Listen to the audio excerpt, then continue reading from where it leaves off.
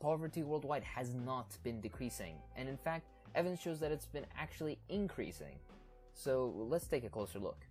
First of all, the definition of poverty has been changed in a way that serves this poverty reduction narrative. The threshold of poverty, which is the poverty line, is normally calculated by each nation for itself, and it's supposed to represent what an adult needs to get by in every respective nation. In 1990, Martin Ravellian, an Australian economist at the World Bank, noticed that the poverty lines of a group of the world's poorest countries clustered around $1 per day. On Ravellian's recommendation, the World Bank adopted this as the first ever international poverty line. Using this threshold, the World Bank announced in its annual report in the year 2000 that the absolute number of those living on $1 per day or less continues to increase. The worldwide total rose from 1.2 billion in 1987 to 1.5 billion today, and if recent trends persist, will reach 1.9 billion by 2015.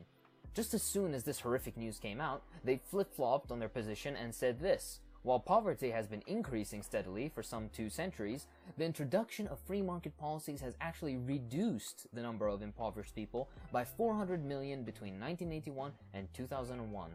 Wow, how ideologically convenient.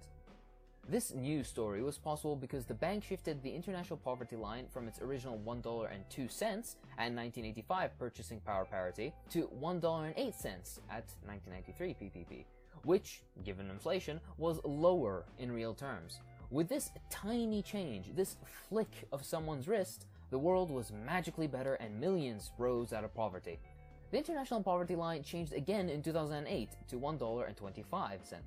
And the world again magically improved overnight. The $1.08 international poverty line made it look like the poverty headcount had been reduced by 316 million people from 1990 to 2005. But the new international poverty line, even lower than the last in real terms because of inflation, increased this number to 437 million people, creating the illusion that an additional 121 million people have been saved from poverty. The biggest problem with all this is that the $1-a-day international poverty line is based on the national poverty lines of the 15 poorest countries in the world. These lines give a very poor foundation since many are set by bureaucrats with very little data, and more importantly, they tell us nothing about what poverty is like in wealthier countries. I don't mean just like the United States and Great Britain and so on and so forth. I mean relatively wealthier countries like Sri Lanka, for example.